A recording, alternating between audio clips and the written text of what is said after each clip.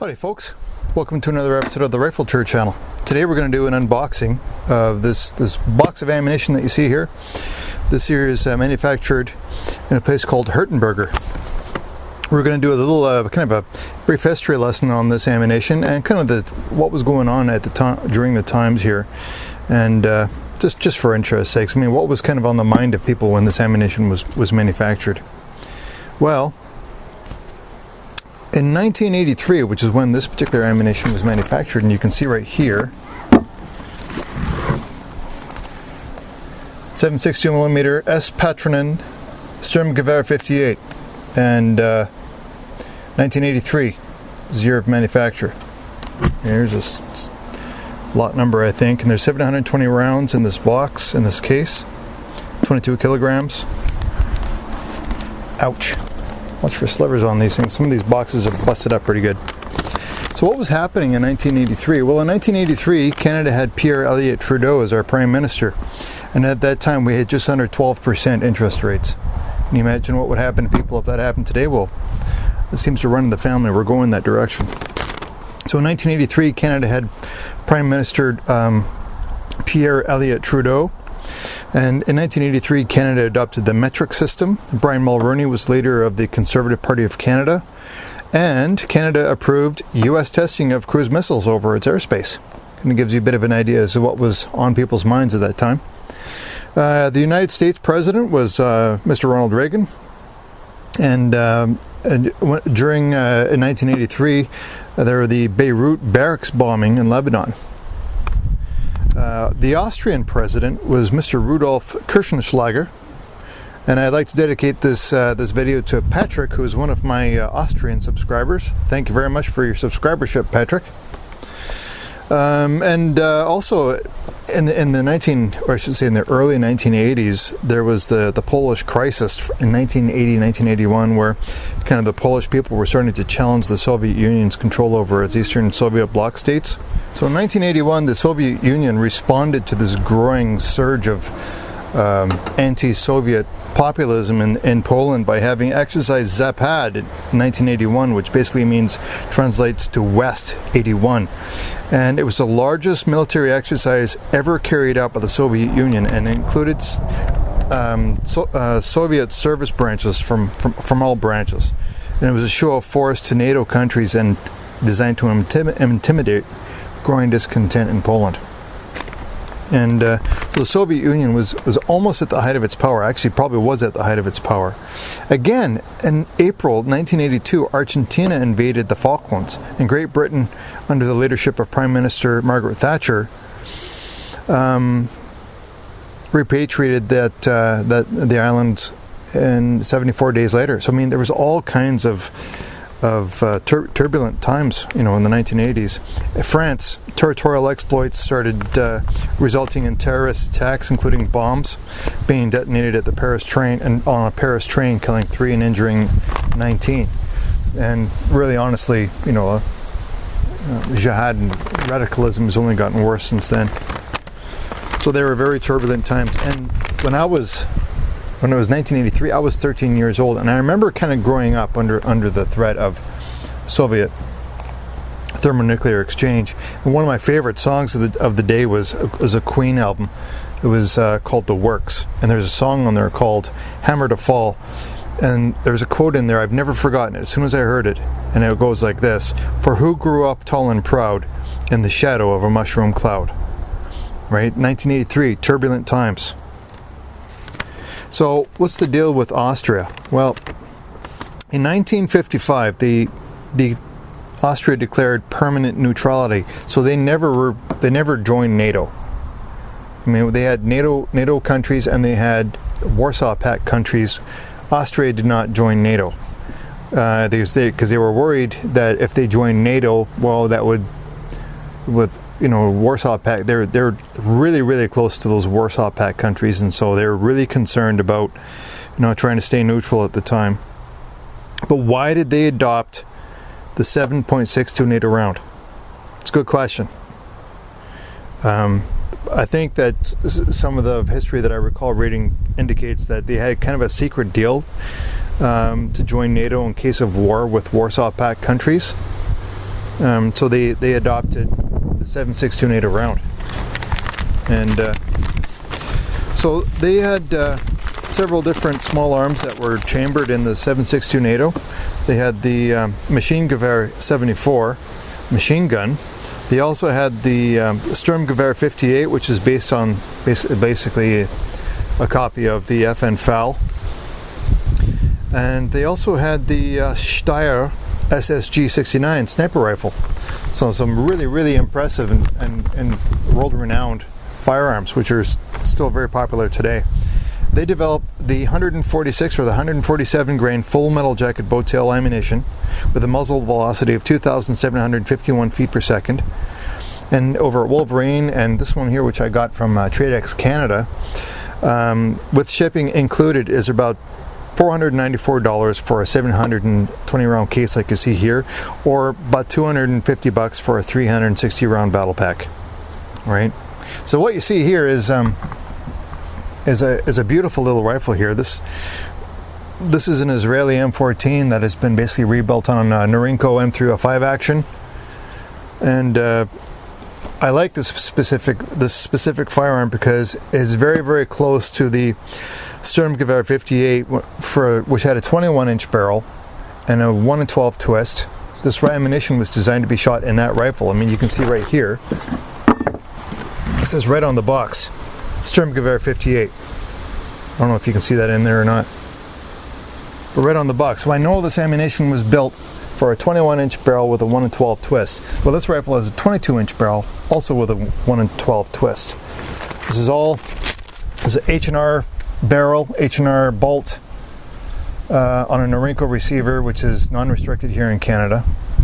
Headspace is beautifully, and this is all Israeli issued barrel and bolt and gas assembly. And this was an Israeli sniper at one point in time. You can see the fancy Israeli sniper sling here, and we've got the fancy Israeli sniper sling up on the front.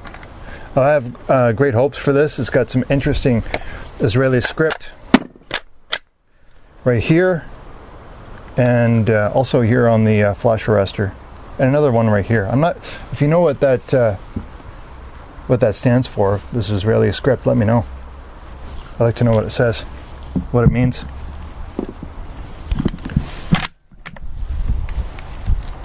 Anyhow, so I'm looking forward to shooting this ammunition out of that rifle. I want to see what it can do. So just a little bit about this rifle actually. In 1973, the Israeli military adopted the M14 during the Yom Kippur War. About 10,000 of them were converted into sniper rifles. This is one of those 10,000 rifles. So I'm looking forward to see what it'll do.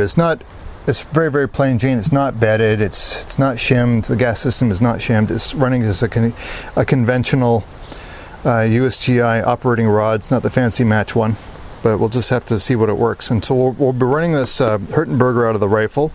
It's actually the Otto Eberhard cartridge factory located in Hirtenburg, Austria, which is a small town in southern Austria. So let's open this box and have a look at what's inside and how it's been packaged. All right. Now I got this just in case we need it. Here we go.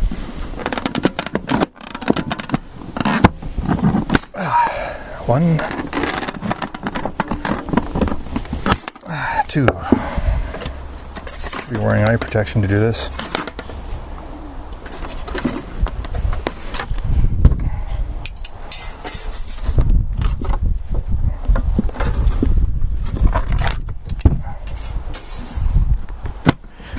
Okay, you're gonna open. Are you nailed shut? You're probably nailed shut. Yeah.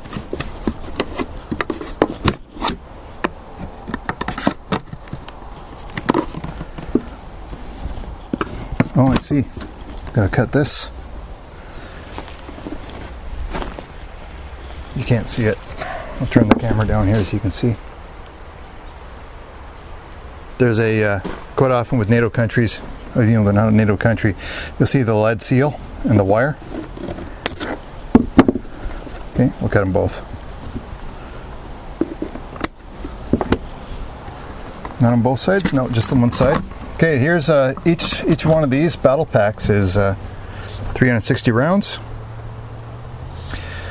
Sturmgewehr 58, 360 rounds, 7.62 millimeter Patronen. Patronen? How do you guys pronounce that properly? Let me know, Patrik. First of all.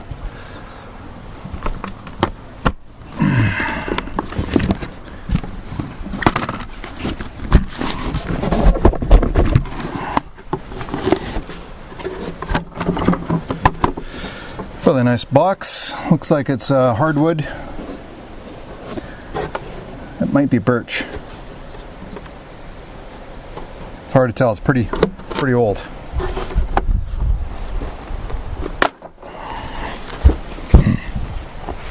Okay, let's open one of these suckers up.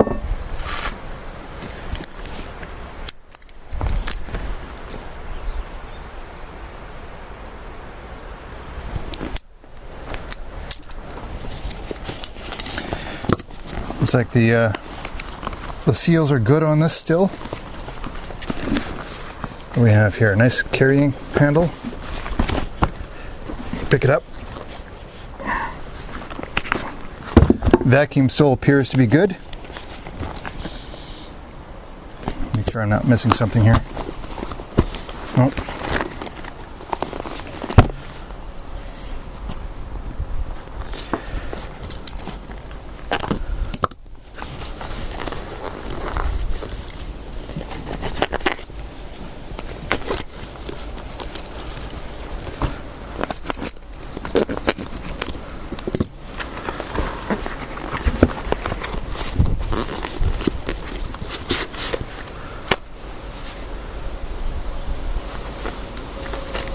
Interesting.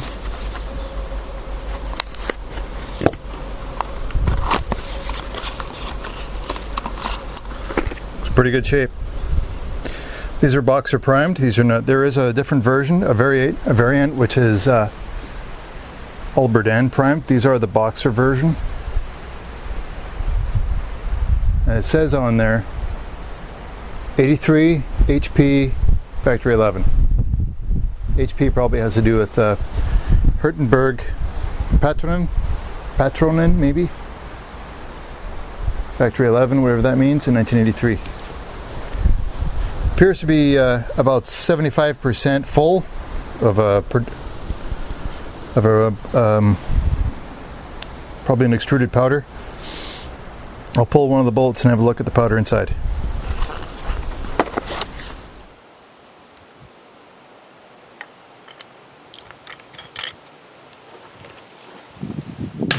Oh, usually it takes more than one hit. Yeah, it's a spherical ball powder. Maybe a ball C2 or something like that. Let's see what we got for a weight. So here's the way the weight's worked out. 146.2 grains is the bullet, full metal jacket bow tail. And what was it? 43 grains of that ball powder. So over 2,700 feet per second. I'll take the chronograph out and we'll go out, shoot some of the ammunition off, see how it groups. I have high hopes for the ammunition because everything I've read about it says that it's really, really good shooting. I mean, we're talking about Austrians here. I mean, these guys are perfectionists, and they're not going to make something like as important as ammunition without doing it right. So no wonder Hirtenberger ammunition has a kind of a global appreciation for accuracy and precision. Looking forward to shooting it. I'll probably put my Arms 18 scope on that M305 IDF hybrid. It's kind of interesting. American-made components on a Chinese receiver, spec forged receiver, but served for the Israeli Defense Force. So really looking forward to testing this very interesting combination, Hirtenberg ammunition. Anyway, hope you enjoyed the video, folks. Riflechair signing off, and as always, Maple Leaf up.